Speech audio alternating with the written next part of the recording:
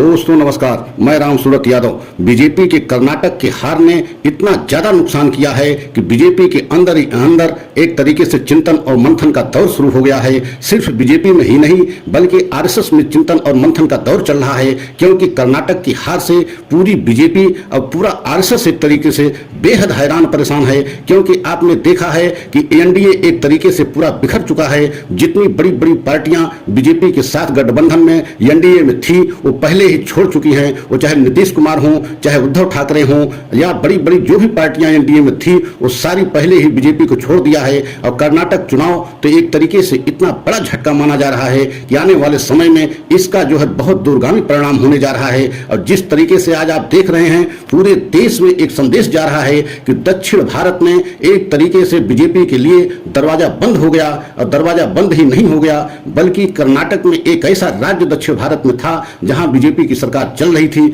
लेकिन वहां भी कर्नाटक में भी बीजेपी हार गई। और इतनी बड़ी हार उसको मिली है और कांग्रेस को इतनी बड़ी जीत मिली है जो 35 साल के इतिहास में इतनी बड़ी जीत किसी पार्टी को नहीं मिली थी। और वह जो है इतनी बड़ी जीत कांग्रेस ने दर्ज किया। और इसका संदेश पूरे देश में ऐसा जा रहा है कि आने वाले समय में इसका जो है बहुत ज्यादा जो है असर पड़ने वाला है। आपने देखा है कि बीजेपी की तरफ से खासकर प्रधानमंत्री की तरफ से पूरी ताकत झोंक दी गई थी कर्नाटक चुनाव में। मतलब 20-20 रैलियां किया प्रधानमंत्री स्वयं और 6 रोड शो किए प्रधानमंत्री स्वयं। और पूरे चुनाव प्रचार की कमान को प्रधानमंत्री अपने हाथ में ले लिए थे, लेकिन इसके बावजूद कर्नाटक को नहीं बचा पाए। आप सोच नहीं सकते हैं कि प्रधानमंत्री अपने नाम पर वोट मांगा और यहां तक कि बजरंग दल को बजरंग बली से जोड़ करके चुनाव प्रचार किया और यह कहा कि जब आप सभी कर्नाटक की जनता वोट डालने जाए तो जो है बटन दबाते समय बजरंग बली का नाम लेकर के कांग्रेस को सजा दे दें। लेकिन आप सोचिए कितना कहने के बावजूद जनता वहां की सजा एक तरीके से बीजेपी को दिया,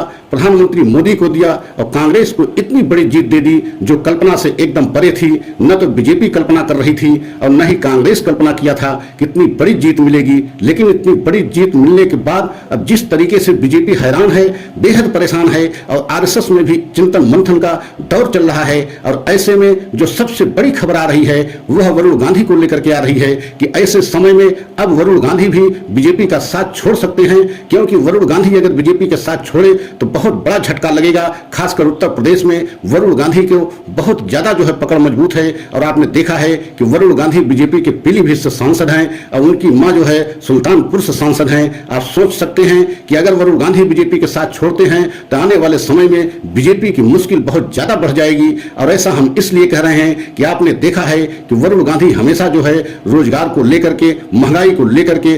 और हमेशा प्रधानमंत्री मोदी की गलत नीतियों को लेकर के हमेशा प्रधानमंत्री को निशाने पर लेते रहे और मोदी सरकार को निशाने पर लेते रहे। लेकिन अब जो खबर आ रही है कहीं अगर वरुण गांधी अपने घर वापसी करते हैं, क्योंकि उनका गांधी परिवार से, राहुल गांधी से एक तरीके से खून का रिश्ता है। और ऐसे समय में जब देश की सभी विपक्ष की पार्टियां राहुल गांधी के साथ एवं कांग्रेस के साथ जो है आ रही हैं और एक मंच पर आ रही हैं और सभी पार्टियों का एक ही बात कहना है कि हर कीमत पे 2024 में बीजेपी को सत्ता से हटाना है, तो ऐसे समय में अगर ये खबर सच है और वरुण गांधी भी अगर बीजेपी को छोड़ते हैं और आप समझ सकते हैं कि बीजेपी की मुश्किल कितनी ज्यादा बढ़ जाएगी। क्योंकि कर्नाटक चुनाव को लेकर के सिर्फ हमारे देश में ही चर्चा का विषय नहीं बना है बल्कि विदेशों में भी मीडिया इसको बहुत ज्यादा जो है प्रमुखता से छापा है और कहा है, बताया है अखबारों के जरिए कि एक तरीके से मोदी मैजिक भारत में अब खत्म होने की कगार पे या ढलान पे जा रहा है। क्योंकि जिस तरीके से पूरे जो है चुनाव प्रचार को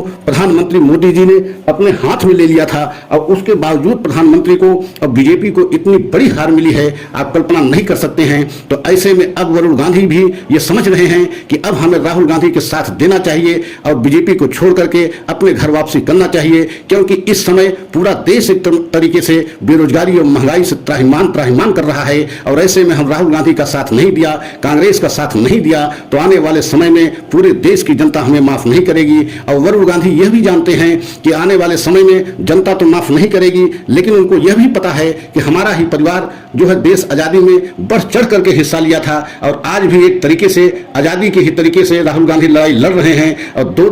लोग परिवार से शहीद हुए हैं, इंदिरा गांधी हों या राजीव गांधी हों, ये दोनों लोग जो है इसी परिवार के लोग हैं जो शहीद हुए हैं देश के खातिर। तो अब वरुण गांधी को यह एहसास होने लगा है कि जितनी जल्दी हो हम बीजेपी को छोड़ करके कांग्रेस में शामिल हों और राहुल गांधी के हाथ को मजबूत करें, क्योंकि आने वाले समय में पूरा देश अब एक तरीके से खासकर वरुण गांधी की तरफ देश की जनता देख रही है कि जब विपक्ष की सभी बड़ी बड़ी पार्टियां, वो चाहे केजरीवाल की पार्टी हो, चाहे ममता बनर्जी की पार्टी हो या अखिलेश यादव की पार्टी हो, मतलब सभी बड़ी बड़ी पार्टियां, नीतीश कुमार, ये सारे जो है विपक्ष के बड़े बड़े लीडर अब कांग्रेस के मंच के नीचे आने के लिए तैयार हैं और कांग्रेस के नेतृत्व में बीजेपी को हराने के लिए चुनाव लड़ने के हर स्तर पर तैयार भी हैं। तो ऐसे में अब वरुण गांधी को यह एहसास हो गया है कि पूरे देश की जब विपक्ष की सभी पार्टियां एक मंच पे आ रही हैं और खासकर राहुल गांधी के साथ आ रही हैं, तो हमें भी उनके साथ और अपने परिवार में वापसी करनी चाहिए। आपने देखा है राहुल गांधी को जब मानहानि के मामले में सजा मिली थी तो उस समय उस सजा को लेकर के देश की सभी पार्टियां एक मंच पे आ गई थी और राहुल गांधी के समर्थन में आ गई थी। यहां तक कि केजरीवाल ने बहुत तीखे प्रहार उस समय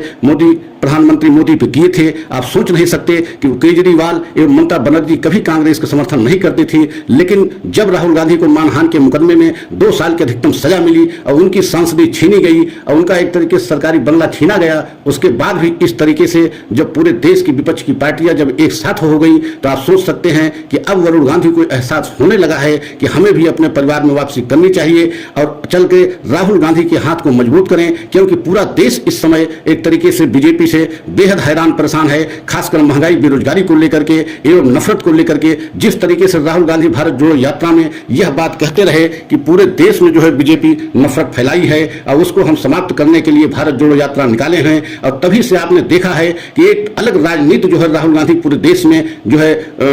विद्यमान कर दिया है। और राहुल गांधी जब से भारत जोड़ो यात्रा पर निकले, एक तरीके से नई कांग्रेस दिखाई देने लगी और राहुल गांधी की लोकप्रियता में इतना ज्यादा इजाफा हुआ जिसे बीजेपी सोच नहीं सकती थी। और कर्नाटक के में जब राहुल गांधी की भारत जोड़ो यात्रा चल रही थी तो लगभग 22 दिन वहां पे समय दिया था और पूरे कर्नाटक में घूम घूम करके जो है बीजेपी की नीतियों को राहुल गांधी ने बताया था कि बीजेपी किस तरीके से पूरे देश को हैरान परेशान कर रही है और पूरा देश इस समय महंगाई, बेरोजगारी से हैरान परेशान भी है। तो वही वजह है कि उस समय की बात कही हुई, कर्नाटक की जनता राहुल गांधी पर विश्वास किया और जो 5 गारंटी लेकर के आए राहुल गांधी, उस पर भी बहुत ज्यादा विश्वास किया कि 200 यूनिट बिजली फ्री हम देंगे और सभी महिलाओं को पूरे प्रदेश में जो है बसों में यात्रा फ्री होगी। इस तरीके के कई घोषणाएं जो है राहुल गांधी की तरफ से की गई, कांग्रेस की तरफ से की गई और इन पे सब विश्वास करके जो है वहां की जनता वोट दिया। और अब वरुण गांधी अगर बीजेपी छोड़ के कांग्रेस में आते हैं तो यह बहुत बड़ा झटका माना जाएगा और खासकर बीजेपी के लिए माना जाएगा कि आने वाले समय में बीजेपी की मुश्किल अब बढ़ती जा रही है, क्योंकि वरुण गांधी अगर बीजेपी छोड़ते हैं तो आप समझ लीजिए कि उत्तर प्रदेश में जिस तरीके से कांग्रेस का जनाधार कम है, वह जनाधार एक बारगी जो है कांग्रेस के लिए बढ़ जाएगा, क्योंकि उत्तर प्रदेश में वरुण गांधी का और उनकी मां मेनका गांधी का जनाधार बहुत ज्यादा है और यहीं से दोनों लोग सांसद भी हैं। तो आप सभी देशवासियों को अगर हमारा सच अच्छा लगा हो तो लाइक सब्सक्राइब अवश्य करें, कमेंट के द्वारा अपनी राय हमें अवश्य बताएं कि क्या वरुण गांधी को अब तत्काल जो है कांग्रेस में वापसी करनी चाहिए, अपने घर में वापसी करनी चाहिए। और अगला वीडियो हम लेकर के आएंगे, अगले वीडियो की प्रतीक्षा कीजिए। जय हिंद, जय भारत।